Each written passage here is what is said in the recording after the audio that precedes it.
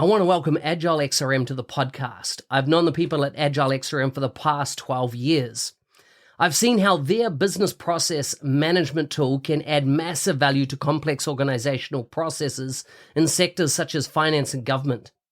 If you have complex processes or a need for dialogues on the Power Platform or Dynamics 365, take a look at how this BPM tool can add value.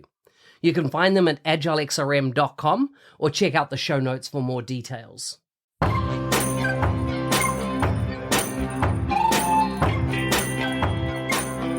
Welcome to the MVP Show.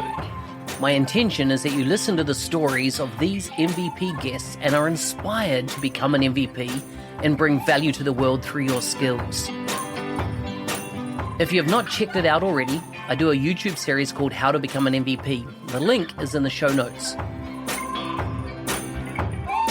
With that, let's get on with the show. Today's guest is from Spain, one of my favorite countries in the world. He's a solution expert for the Power Platform at Plan B. He was first awarded as MVP in 2022, so really recent. He's a proud member of the SharePoint Music Group in Barcelona. You can find links to his bio, social, show notes, etc. in the show notes for this episode. Welcome to the show, Ferran. Thank you. Thank you very much, Mark. It's a pleasure to be here. It's good to have you here. So you're based in Barcelona now, I take it? Yeah, based in Barcelona. Nice city. We have sunny weather and nice food. Nice food as well. So yeah. Great food. Tell us about what you do when you're not involved in Microsoft or in the technology space. What do you do for when it comes to family? What do you do socially? Like, what do you do? Do you have hobbies or anything like that? And what's the best food that you recommend you eat in Barcelona? Well, I like to join my family and have a kid. He's 2 years and a half. Actually, he was born when we were locked down here in Spain. We were locked down on a Saturday evening, and he was born on Tuesday. So we were alone in the hospital, and it was different. And yeah, I like to have free time with my family, and I also enjoy running and playing basketball. I play basketball with some other colleagues on every Wednesday at night. So it's a way to free our minds and relax our bodies. So I like to do this kind of things, and I would recommend in Barcelona. We have omelette, paella, tortilla de patatas, we said that, or in Catalan, trito de patatas, and some bread with tomato. That's that kind of food. It's the most I love. Yeah, the most I love one. Yeah. Nice. In your mind, what's Barcelona most famous for? I guess because of the weather, the food, and it's a very open city. I mean, it's I'm just thinking, but probably, but yeah, open city, but different cultures, different people around the world. From the Olympic Games, although it's been like 30 years, but it changed the city a lot, and I would say that it's a very different kind of cultures and people living around. So yeah, great place to visit and to live as well. Yeah, very nice. So how did you get into technology? Well, when I was very young, I had like some colleague had a Spectrum computer, and I said, "Oh, this is awesome!" And so my father's bought me a Hitbit from Sony, an MSX computer. So I started playing video games with that computer. And from there, I said, "Oh, I want to be able to build not only games, but maybe someday applications." So from very young, I had a clear view of what I wanted to do. So here I am. So yeah, that's it. So they bought me this kind of computer, and then I had 8086. You know what? One memory of one no one 1 megabyte of memory.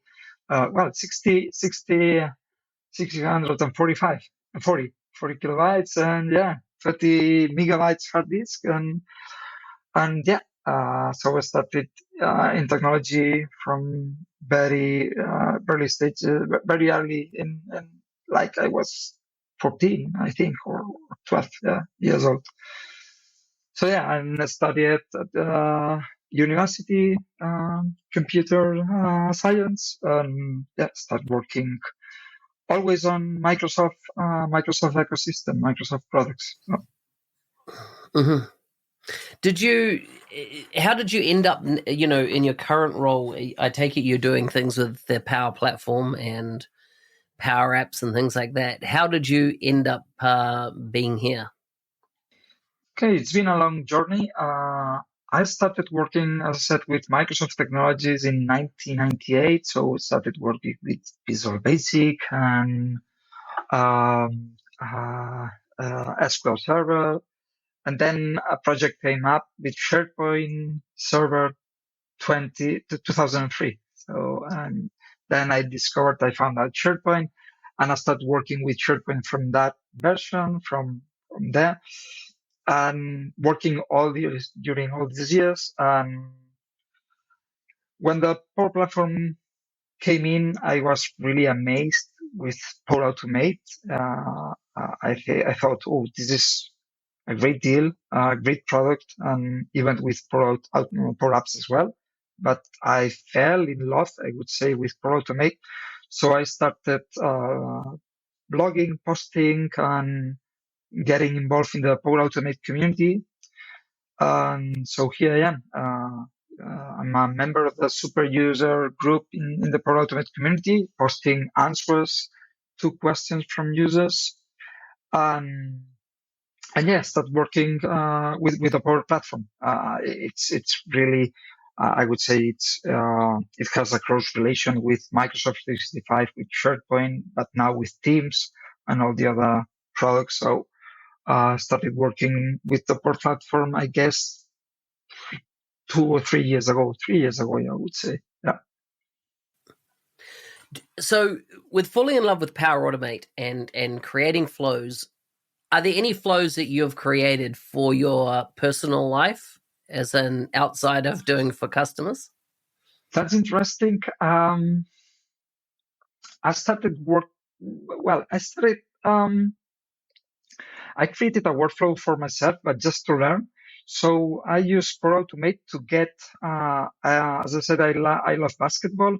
So where there were the finals in Spain, basketball finals, I created a Power Automate workflow to get some hashtags and then send sentiment analysis from those tweets and those hashtags to Power BI and create some dashboards. And this was amazing because I like basketball, and this was really interesting. But apart from that, I've done nothing personally. There's a new device called, well, not new. There's a device called Click Button or Click, I think. That I would like to use it for some personal workflows, but as I said, I did nothing apart from that. Mm-hmm. And have you used it? What's the most, when you think of Power Automate, and let's say you take the other Office productivity suite, so whether it be Word, Excel, Outlook, PowerPoint, have you written any flows that touch any of these type of applications, or are they more all in relation to SharePoint, Dataverse, and other systems? No, I also touch, as you said, yeah, as you mentioned, like workflows where you, for instance, one of the last that was involved, it was interesting. It was about reading, when you receive an email, reading the signature in Outlook, reading the signature, and trying to extract the information from that signature and create a contact in your address book. So that's and how did we get the contact information using some models in AI Builder. So that was really cool. I had to train an AI Builder model, but it's working. And just creating or the contact in your address book from that signature information, that's really cool and interesting as well. Nice. When we look at Power Automate, there's a lot of use cases where organizations use it to automate a business process of some sort. And so I see that as like, enterprise or company-wide automation, and it might, as I say, carry out business rules and automation. What about on the personal productivity side? Are you seeing many people use Power Automate to make them more productive in their day-to-day work activities? That's a good question. Because I've seen scenarios or business case where they use it mainly for just a business case for a team, but not for personal productivity. But I guess that maybe in the future, when they realize they have tools like To Do, Microsoft To Do, or instead of using Planner for the tasks of the team, for their personal tasks that like using To Do, or even Microsoft Teams and sending notifications to themselves when something occurs. That would be interesting. But honestly, I haven't seen many from that personal productivity perspective. Yes. Yeah. Tell us about the most, in your mind, what your kind of, how would I say this? Automations that you've created that you reference back in your mind. You're like, yeah, that was really cool what I did there. Or, that was really powerful, whether it was a discovery you made or something that was quite complex. What comes to mind? Interesting question. Many workflows there. Well, the most challenging one have been working with SharePoint lists. I worked with one that it had to get some data and update some big SharePoint list. And when I say big, I mean it was like 100 columns, 120 columns, I think. Oh, does it really exist? Yes. Why? I don't know. But they have a SharePoint list with 120 columns. So we had to update some items using Power Automate, and it was it was challenging. And this is the most challenging one I recall because in the end I ended up using SharePoint REST API because using the common actions that we have, it was not working very smoothly, I would say. So you become an MVP. What was that journey for you? How did you become an MVP? That's been really an exciting journey. I remember in 2017 there was a SharePoint Saturday in Madrid, and I said, okay, I'm going to send just to deliver a session. I've never done that before about Power Automate. It was called Microsoft Flow, and it was really a real new product. So yeah, then or there I delivered my first session, and from there I started working with different user groups. Well, the main user group in Barcelona, it's called suc.cat. It's SharePoint User Group Catalonia. And then we have different events like SharePoint Saturday Barcelona. Now it's called Collab Days. So we start being involved in community events, just organizing or delivering some sessions, and even collaborating. I also write some articles in magazine, in a Spanish magazine called Compartimos, that it's about SharePoint. So start writing, blogging, working in these different communities. And yes, I was awarded this year on January this year. So it's been like 5 years 4.5. I was rejected a couple of times, I think, a couple or 3 times before being awarded. So it's, I would say that in my case, it was really hard to get it. So, but I'm very proud for this then, because being rejected, I mean, I always say the same to other people that want to be an MVP. You have to enjoy the journey, and it shouldn't be a target. I mean, you simply enjoy it, and if it comes, that's fine. If it doesn't come, no problem. I mean, you have to enjoy, delivering the session or sharing your knowledge with community. I mean, the thing I like most is that if I'm able to help anybody in his job, in her job, and or share that knowledge to some other people, and they are able to get a better job or better knowledge, that's okay for me. That's the idea. Did anything surprise you once you became an MVP? You know, wanting it for that long, did once you became an MVP and you got access to various resources, did anything, you know, was everything what you expected, or was it different? Honestly, I'm surprised, because then you have a close relationship with Microsoft. Honestly, I didn't think it was so close, and they provide you with a lot of information. Actually, you get a lot of information, and you have to uh, uh, focus on what you're interested in, because a lot of information, events, and that honestly surprised me. And so have you found it was worth it? At this moment, yes, I would love to go to Seattle when they have this MVP summit, but I don't know, with this pandemic and restrictions at this time of the year, we don't know if we are going to able to go there. But for sure, I think that I could enjoy going there.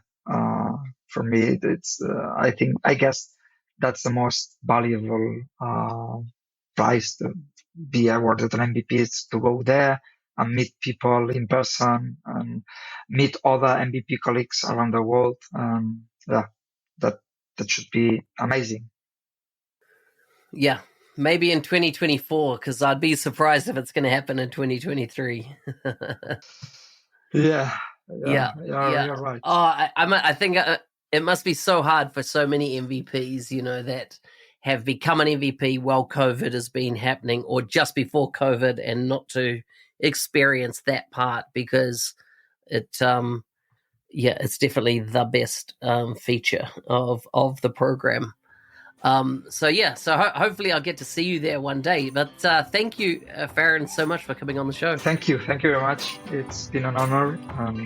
I really appreciate your invitation, and thank you. Hey, thanks for listening. I'm your host, Business Application MVP Mark Smith, otherwise known as the NZ365 Guy. If you like the show and want to be a supporter, check out buymeacoffee.com/NZ365 Guy. Thanks again, and see you next time.